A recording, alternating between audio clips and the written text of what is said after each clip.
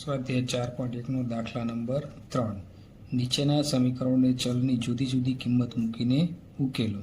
પ્રયત્નો અને ભૂલની રીતે. તો એમાં દાખલા નંબર 1 5p + 2 = 17. તો આમાં ડાબા બરાબર જબા થાય તે રીતે આપણે પીની કિંમત મૂકવાની છે. તો સૌપ્રથમ આપણે p બરાબર 1 મૂકીશું. તો 5p + 2 = 17. તો p ની જગ્યાએ 1 + 2 = 17. તો 5 એકા 5 + 2 = 17. તો 5 ને 2 કેટલા થશે? 7 બરાબર 17. તો ડાબા = નોટ જબા. તો ડાબા બરાબર જબા નથી. હવે p બરાબર આપણે 2 મૂકશું. તો 5p + 2 = 17. p ની જગ્યાએ 2 + 2 = 17. તો 5 દુ 10 + 2 = 17. તો 10 ને 2 કેટલા થશે? 12 બરાબર 17. તો આમાં પણ ડાબા બરાબર જબા નથી. હવે p બરાબર આપણે 3 મૂકશું. 5p + 2 = 17. તો 5p ની જગ્યાએ 3 + 2 = 17. તો 5 તેરી 15 + 2 = 17. તો 15 ને 2 17 અને બરાબરની ઓલી બાજુ પણ 17. તો શું થયું સમીકરણમાં? ડાબા બરાબર જબા. તો સમીકરણ 5p + 2 = 17 માં p બરાબર 2 મૂકતા ડાબા બરાબર જબા થાય છે. માટે સમીકરણનો ઉકેલ મળે છે. ત્યાર પછી દાખલા નંબર ત્રીજાનો બીજો, એમાં 3m - 14 = 4. તો પહેલાં આપણે m બરાબર શું મૂકશું? 1 મૂકશું. તો 3m - 14 = 4. તો 3m ની જગ્યાએ 1 - 14 = 4. તો 3 એકા 3 - 14 = 4. તો 3 માંથી 14 કાઢશો કેટલા વચ્ચે? 11. અને મોટા પદની નિશાની એટલે -11 = 4. તો આમાં શું થશે? ડાબા બરાબર જબા નથી, કેમ કે -11 અને 4 સરખા નથી. ત્યારબાદ હવે શું કરશું? આપણે m બરાબર 2 મૂકીશું. તો 3m - 14 = 4. 3m નામ m ની જગ્યાએ 2 - 14 = 4. તો 3 દુ 6 - 14 = 4. તો 14 માંથી 6 કાઢશો તો કેટલા વધશે? 8. પણ મોટા પદની નિશાની એટલે શું આવશે? -8 = 4. તો ડાબા બરાબર જબા નથી. ડાબા = જબા. હવે m બરાબર કેટલા મૂકશું? આપણે 3 મૂકીશું. તો 3m - 14 = 4. m ની જગ્યાએ 3 - 14 = 4. તો 3 તેરી 9 9 - 4 9 - 14 = 4. તો 14 માંથી 9 કાઢશું તો કેટલા વધશે? 5. પણ મોટા પદની નિશાની બરાબર કેટલા આવ્યા? 4.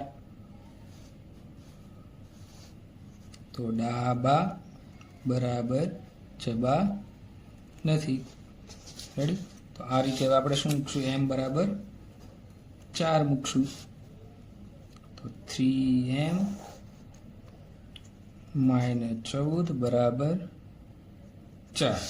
તો હવે m ની જગ્યાએ આપણે કેટલા મૂકવાના છે? 4. -14 = 4. તો 3 ચોકું કેટલા થશે? 12. 12 - 14 = 4. તો 12 માંથી 4 કાઢો તો કેટલા વધે? 2. પણ મોટા પદની નિશાન એટલે માઇનસ. તો -2 = 4. એટલે ડાબા બરાબર જબા નથી. હજી આપણે આગળ મૂકશું. પછી ડાબા બરાબર જબા ના આવે ત્યાં સુધી આપણે કિંમત મૂકવાની. તો m બરાબર આપણે 5 મૂકી. તો તો 3m માઇનસ 14 બરાબર 4. 3m ના mની જગ્યાએ શું મૂકશું? 5 માઇનસ 14 બરાબર 4. 3 પંચા કેટલા થશે? 15.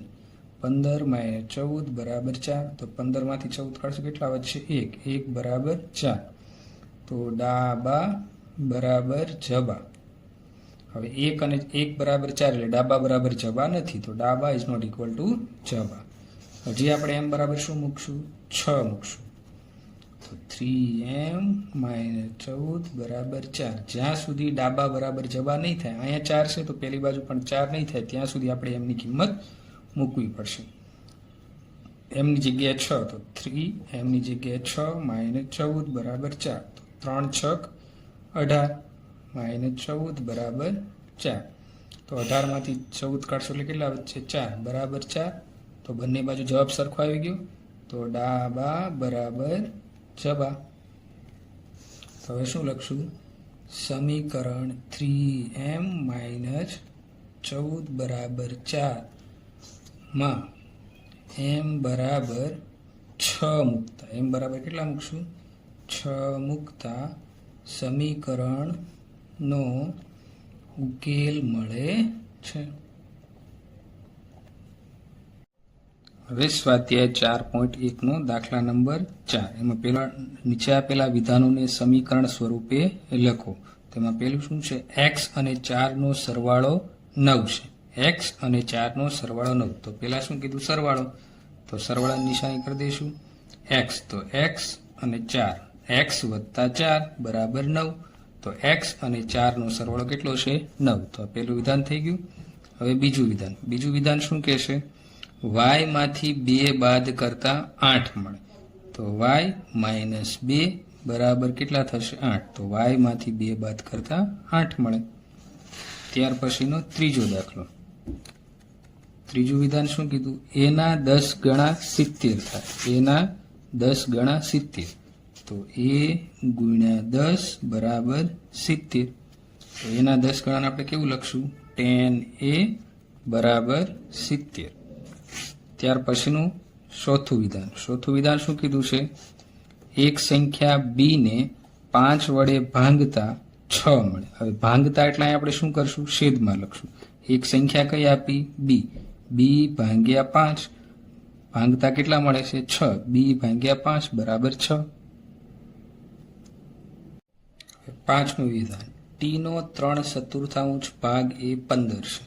તો હવે પાંચમું વિધાન શું લખશું? t. તો t એનો 3/4 એટલે છેદમાં 3/4 ભાગ બરાબર કેટલા આપ્યા છે? 15. હવે t ના છેદમાં 3 અને એના છેદમાં 4. તો છેદનો છેદ ક્યાં જશે? અંશમાં. તો શું થશે? 4t છેદમાં 3 બરાબર 15. આ પાંચમું વિધાન. હવે છઠ્ઠું વિધાન શું કીધું છે આપણને? m ના 7 ગણામાં 7 ઉમેરતા 77 મળે. તો m ના 7 ગણા એટલે ગુણ્યા 7. એમાં કેટલા ઉમેરવાના? 7. તો વત્તા 7 બરાબર કેટલા મળે? 77. હવે 7 ગણા એટલે 7m વત્તા 7 બરાબર કેટલા થશે? 77. તો આ છઠ્ઠું. હવે સાતમું વિધાન. સાતમું વિધાન શું કીધું છે? કોઈ સંખ્યા x ના 1/4 માંથી 4 બાદ કરતા 4 મળે. તો કોઈ સંખ્યા x આપી, એના કેટલા કીધા? 1/4. તો 1/4 લખશું.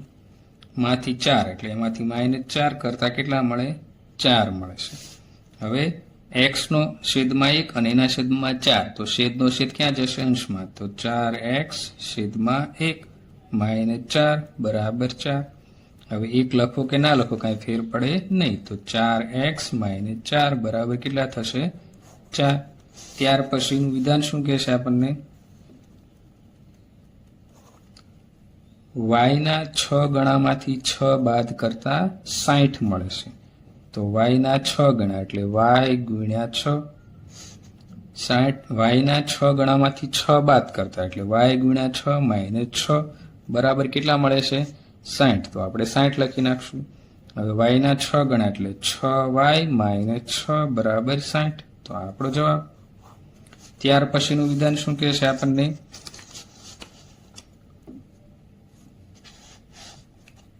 જો તમે ઝેડના ત્રીજા ભાગમાં 3 ઉમેરો તો તમને 30 મળે છે. તો ઝેડના કેટલા ભાગ કરવાના છે? ઝેડના ત્રીજા ભાગ. તો ઝેડ એના છેદમાં આપણે કેટલું લખશું? 3. ઝેડના ત્રીજા ભાગમાં 3 ઉમેરો વત્તા 3 બરાબર કેટલા મળે છે? 30 મળે. તો ઝેડનો ત્રીજો ભાગ વત્તા 3 બરાબર 30. હવે સ્વાધ્યાય 4.1 નો દાખલા નંબર 5. નીચે આપેલા સમીકરણને વિધાન સ્વરૂપે લખો. તો જે સમીકરણ આપ્યું છે એનું આપણે શું બનાવવાનું છે? વિધાન. તો પેલું આપણે શું આપ્યું? p વત્તા 4 બરાબર 15. તો આપણે શું લખશું? p માં 4 ઉમેરતા 15 મળે છે. રેડી? આ પેલું વિધાન. બીજું વિધાન શું લખશું આપણે? શું લખ્યું છે? m-7 બરાબર 3. તો m માંથી 7 બાદ કરતા 3 મળે છે. ત્યાર પછીનું શું આપ્યું છે? 2m બરાબર 7. તો આનું વિધાન આપણે કઈ રીતે બનાવશું? m ના 2 ગણા કરતા 7 મળે છે. ત્યાર પછીનું ચોથું વિધાન શું કીધું છે આપણે? m ના છેદમાં 5 બરાબર 3. તો ચોથું વિધાન m નો 5મો ભાગ કરતા m નો 5મો ભાગ કરતા 3 મળે છે. રેડી? આ રીતે. હવે ત્યાર પછી 5મું એમાં શું કીધું છે આપણે? 3. હવે 5મું વિધાન 3m છેદમાં 5 બરાબર 6. તો m ના 5/3 ભાગ કરતા 6 મળે છે. તો ચકાસી લઈએ. m 3m m નો 5/3 ભાગ બરાબર 6. તો છેદનો છેદ ક્યાં જશે? અંશમાં. તો 3m છેદમાં 5 બરાબર 6. તો વિધાન બરાબર છે. ત્યાર પછીનો દાખલો. એમાં શું કીધું છે આપણે? 3p વત્તા 4 બરાબર 25. તો p ના 3 ગણામાં 4 ઉમેરતા 25 મળે છે. રેડી? ત્યાર પછી 4p - 2 બરાબર 18. તો p ના 4 ગણા માંથી 2 બાદ કરતા 18 મળે છે. ત્યાર પછી શું કીધું છે? p ના 1/3 ભાગમાં 2 ઉમેરતા 8 મળે છે. અથવા આ રીતે પણ તમે લખી શકો. p ના બીજા ભાગમાં 2 ઉમેરતા 8 મળે છે.